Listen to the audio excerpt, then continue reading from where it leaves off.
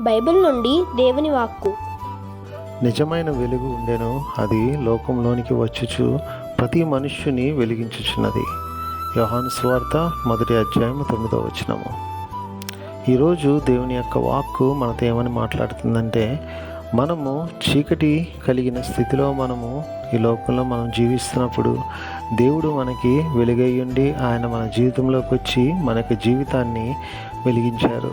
కాబట్టి ఆ యొక్క వెలుగును పొందుకున్న మనము కూడా ఈ లోకంలో దేవుని కొరకు నమ్మకంగా మనం జీవించి ఇతరులకు ఆ వెలుగుని మనము ఇచ్చేవారిగా మనము ఉండాలి.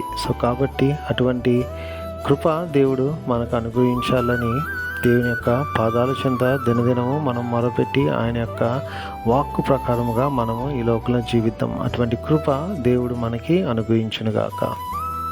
ఆమేన్.